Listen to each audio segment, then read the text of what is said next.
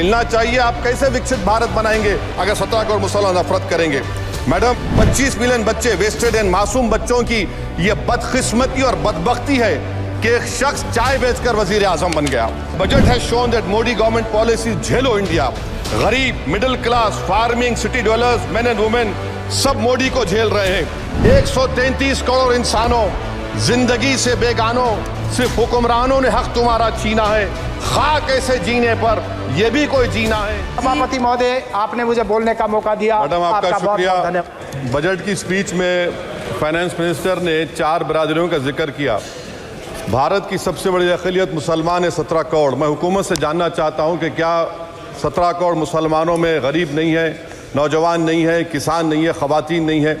वतन अजीज़ में सबसे गरीब मुसलमान है, सबसे ज़्यादा नाखवानगी मुस्लिम ख़वातीन में। AIDS और PLFS का डेटा ये बताता है कि मुसलमानों में सबसे कम असासे हैं और कंजम्पशन लेवल दूसरे मजहबी ग्रुपों के बनिस्बत सबसे कम है।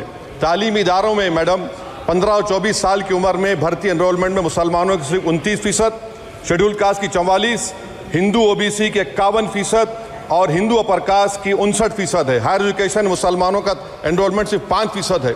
PLFS का 2018-19 का डेटा वेज एम्प्लॉयज बताता है कि मुसलमान 22% थे, 2022-23 में 15% हो चुका है।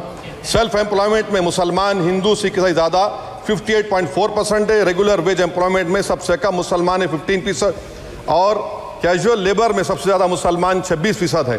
तो मुसलमानों का शेयर रेगुलर एम्प्लॉयमेंट में लॉस हो रहा है एम्प्लॉयमेंट का। मुसलमान नौजवानों का ना रोज़गार मिलता है, ना तालीम के मौक़े, ना हुकूमत उनको कोई तरबियत सहूलत दी जाती है। मैं मोदी हुकूमत को एक मुसलमानों का एक अछूत बना दिया है, ना कोई सियासी नुमाइंदगी है, ना मुल्क की तरक्की में इनका कोई हिस्सा दिया जा रहा है। मैं मैडम, माइनॉरिटी वेलफेयर मिनिस्ट्री में 2023-24 में 38% की बजट में कमी कर दी गई। 5,000 से 3,000 करोड़ कर दिया गया। इस साल के बजट में सिर्फ चंद 100 करोड़ का इजाफा किया गया, मगर 23-24 के बजट के लेवल पर पैसे मुख्तसर नहीं किए गए। ये मोदी हुकूमत की बदनीयती और झूठा कमिटमेंट है, झूठा कमिटमेंट अक़लियतों के ताल्लुक से। तालीम के उस अक़लियती स्कॉलरशिप मैडम, अक़लियतों के गरीब तलबा और तालिबात को दी जाती रकम में कमी कर दी गई। 2019 में मोदी ने कहा था कि 1 करोड़ स्कॉलरशिप दिए जाएंगे, अब सिर्फ 58 लाख दिए जा रहे हैं। 47% अक़लियती एप्लीकेंट्स को हर साल स्कॉलरशिप से महरूम कर दिया जा रहा है। 10 साल से मैं कह रहा हूँ कि डिमांड ड्रिवन करो। डिमांड ड्रिवन के लिए सिर्फ 3,000 करोड़ की ज़रूरत है, मगर ये हुकूमत सच्चाई को और ईमानदारी से काम नहीं कर रही है। 2007 और 8 से माइनॉरिटी स्कॉलरशिप का नंबर इजाफा नहीं हुआ है। Pre matric scholarship madam, Kundu committee ने कहा कि मुसलमानों में drop out rate primary level पर होता है, तो हुकूमत ने 9th क्लास से प्री मैट्रिक स्कॉलरशिप पैसे दे रही है। NDMC की इक्विटी मैडम 800 करोड़ एक मजाक है।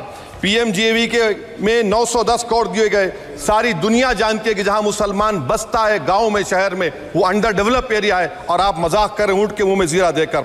हज में 97 करोड़। हज कमेटी एक रिश्वत का मरकज बन चुका है। प्राइवेट टूर ऑपरेटर्स के एक लाइसेंस के लिए पैसे देना पड़ता है, बिल्डिंग सिलेक्शन के लिए पैसे देना पड़ता है, मीना मुजदलफा में कंपनी के सिलेक्शन के लिए पैसे देना पड़ता है। मैं हुकूमत से मुतालबा करता हूं कि ख़त्म किया जाए और CBI से इंक्वायरी करवाई जाए। मोदी हुकूमत को अक़लियतों, बिल्कुल मुसलमानों से नफरत को ख़त्म करना पड़ेगा। मुसलमानों को उनका दस्तूरी हक मिलना चाहिए। आप कैसे विकसित भारत बनाएंगे अगर 17 करोड़ मुसलमान नफरत करेंगे? मैडम, पूरी स्पीच में फाइनेंस मिनिस्टर के बच्चों का जिक्र नहीं है। आज हमारे देश में 66 लाख बच्चे रोज भूखे सोते हैं। 46 मिलियन बच्चे स्टंटेड हैं मेल न्यूट्रिशन की वजह से। 25 मिलियन बच्चे वेस्टेड एंड मासूम बच्चों की यह बदकिस्मती और बदबख्ती है कि एक शख्स चाय बेचकर वजीर आजम बन गया। LTC, long term capital gain tax madam, was decreased from 20 to 12.5%. However, the indexation benefit has been removed and won't apply to any property purchased after 2001.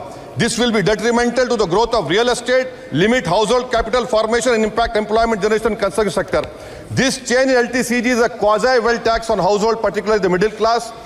Internship programme madam, 5 साल में आप 1 करोड़ लोगों को इंटर्न कराएंगे, यानी एक कंपनी को 4,000 लोगों को ट्रेन करना पड़ेगा। मुझे बताइए, क्या ये बड़ी कंपनी का माने क्या है? It is unachievable. Will it be based on market cap, revenue, employ size? May be prime minister Modi is saying to Agniveer to do internship after 4 years of service in armed forces. Madam, 21 billion people have given up all hope and stopped looking for jobs. This brings down to 9% eligible population that is either employed or they're looking for jobs. Maybe finance minister can introduce a Berozgar tax and tax unemployed as well. No significant increase for social welfare, healthcare. It looks like Prime Minister Modi is saying, देश की middle class की संपत्ति पर पहला हक हमारे alliance का है. In real terms, when adjusted to inflation, the allocation of health ABPMJ has declined.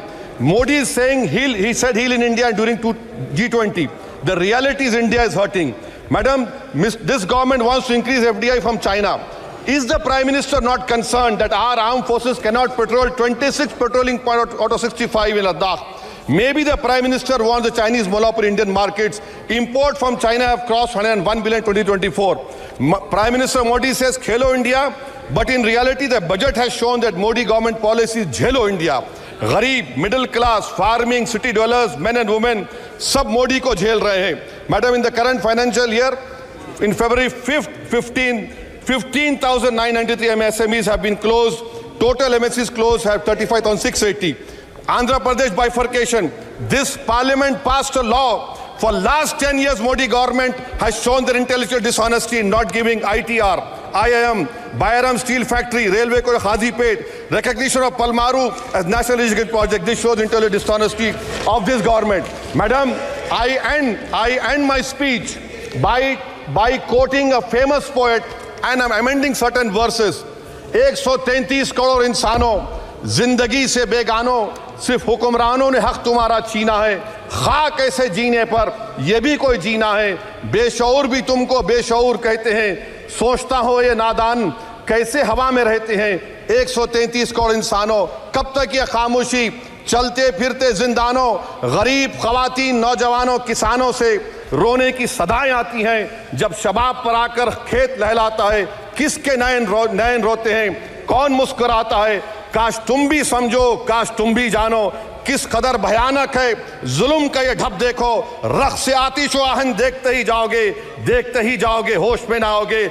और अनएम्प्लॉयमेंट पर अभी बोला गया नौकरियां दे रहे हैं, तो शायर ने इनके बारे में अच्छा कहा कि फूल शाखों पर खिलने लगे तुम कहो, जाम जिंदों को मिलने लगे तुम कहो, चाक सीनों के सिलने लगे तुम कहो. इस खुली झूठ को, जहन की लूट को मैं नहीं मानता, मैं नहीं